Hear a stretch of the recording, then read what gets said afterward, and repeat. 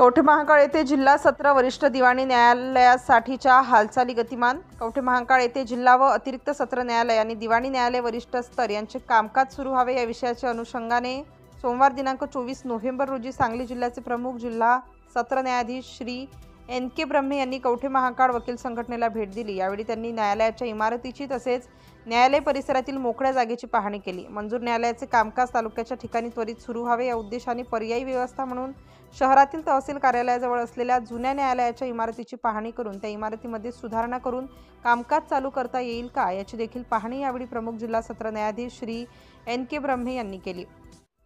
तालुक्यातील जिल्हा व अतिरिक्त सत्र न्यायालय तसेच दिवाणी न्यायालय वरिष्ठ स्तर येथे येणाऱ्या नवीन सरन्यायाधीशांसाठी निवासस्थानाची कागदपत्रे त्यासाठीची तसेच इतर सर्व आवश्यक पूर्तता कवठे महांकाळ वकील संघटना यांनी ताबडतोब कराव्यात अशा सूचना देखील श्री NK ब्रह्मे यांनी वकील संघटनेला दिल्या। या घडामोडी पाहता कवठे महांकाळ येथे जिल्हा व अतिरिक्त सत्र न्यायालय व दिवाणी न्यायालय वरिष्ठ स्तर लवकरच चालू होण्याच्या दृष्टीने हालचाली गतिमान झाल्याचे चित्र आहे।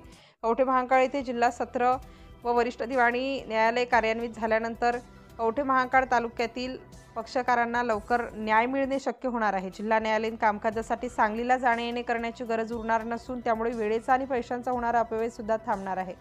जिल्हा व सत्र न्यायाधीश श्री NK ब्रह्मे यांच्या पाहणी दौऱ्यावेळी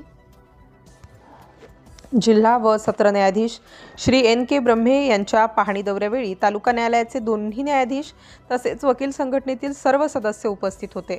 लवकरच नवीन न्यायालयाच्या आवश्यक असलेल्या सर्व पूर्तता पूर्ण होऊन न्यायदानाचे कामही कवठे महांकाळ येथे सुरू होईल असा विश्वास याप्रसंगी कवठे महांकाळ वकील संघटनेच्या सदस्यांनी व्यक्त केला। सिटी इंडिया न्यूजसाठी सांगली जिल्हा प्रतिनिधी हरीश छबुताई, दिलीप वाघमारे।